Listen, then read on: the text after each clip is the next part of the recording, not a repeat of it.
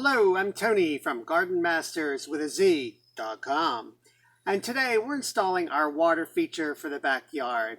And in this case, it's our deck, but you could use something like this on a patio, anywhere in your backyard. This is a DIY water feature that will give you some great water feature ideas that you can do at your own home and possibly save some money, because if you haven't shopped for water features lately, they can get up there in price. We just purchased one for a client last week, and it was $215. And I know they go up from there, and there are probably some a little bit cheaper. So this is a great idea, simple and easy. You can accomplish it in an afternoon. So here we go. So what you're going to need is you're going to need a flower pot. And you can use any size flower pot you want, but you need one that's been glazed and will hold water.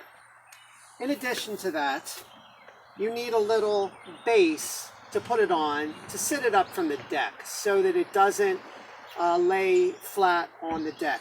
Not absolutely necessary, but it does help, and it keeps your deck, if you have a deck, or even if you have ceramic pavers, it keeps them cleaner. In addition, inside, you're going to need some silicone sealant that's waterproof to fill the drainage hole, if your pot has a drainage hole. And if it's a flower pot, it should have a drainage hole. So you want to make sure you fill that so no water leaks out. And I can tell you that this water feature that we have here was done probably at least 10 years ago. And this is still holding up well. It doesn't leak water at all. Next, you're going to need, well, we have a submersible light. Goes inside there. It makes a nice atmosphere at night. And finally, you need your pump. You need your fountain pump, because that's what this is going to be. It's going to be a fountain. This is a pump with an additional, I don't know what you call it, an additional extender on the pump, because when we put it in here, the pump's going to go all the way down, and this is going to stick out the top.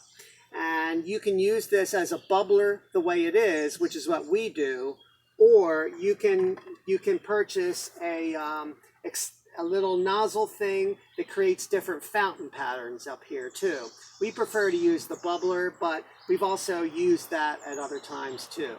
So it's a very, very easy process to have this water feature set up. You basically put your pump in,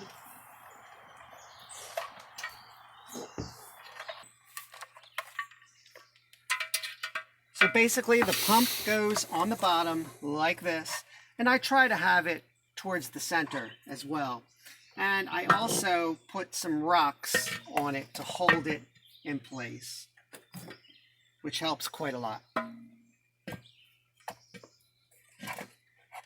And it looks pretty straight right now. And this is set up so that it can sit on the bottom, and the water will come up to about here, and it will be bubbling out. And then you put your light in, and actually I'm going to put the light in right now, but I'm not going to angle it where it needs to be until nighttime so I can see where it's shining. So these cords come out, and they get plugged in to an outlet.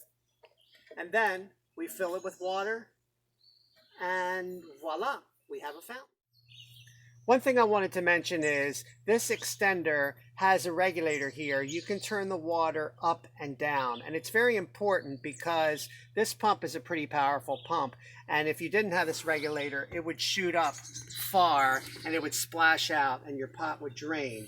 So we try to have it down a little bit to get enough of the bubbling sound without it splashing out too much so the water will drain.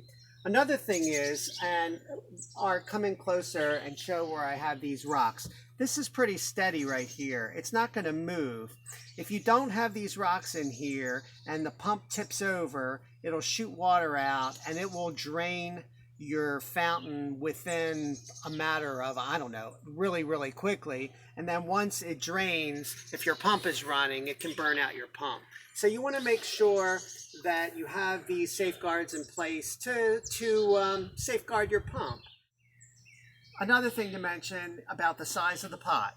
This pot is the size it is, and it's probably an ideal size for a water feature. If you get too small a pot, you're going to have water splashing out a lot, and you're going to have to refill it quite a bit. This one does pretty well. This green pot here would also work well, but it's kind of large and kind of expensive. So we decided to do the medium size right here. So, and one more thing I want to add is pond plants.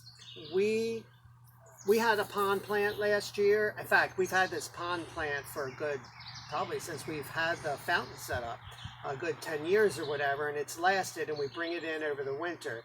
But we left it out a little bit too long last year, and it froze. Even though the fountain was still going, the fountain didn't freeze, just the plant froze. So we're buying a new one this year. You can add a pond plant in here as long as the pot itself fits in. We do that, and it's a great effect, especially when you have your fountain coming up or your bubbler coming up, and the light glistens on the plant leaves. It's just beautiful. So I'd highly recommend getting a pond plant if you want it. This is about as simple as it gets when it comes to having a water feature that will give you the sound of bubbling or falling water, and it's just very, very peaceful, as I'm sure you're aware. So try this out, and let me continue on setting it up, and you'll see the finished product. Takes very little time to fill this up. Also keep in mind, even if everything's set up perfectly, you will have evaporation, so you'll have to check the pond, probably once a week and just top it off. So Art's ready to flip the switch now. Go ahead and plug it in, Art.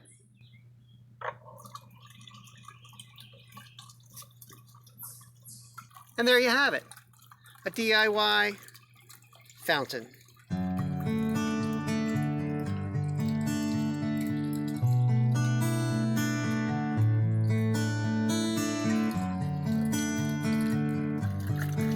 And here's a nighttime shot with the glistening on the leaves from the bubbler. In addition, there are some other plants around in a nice little display.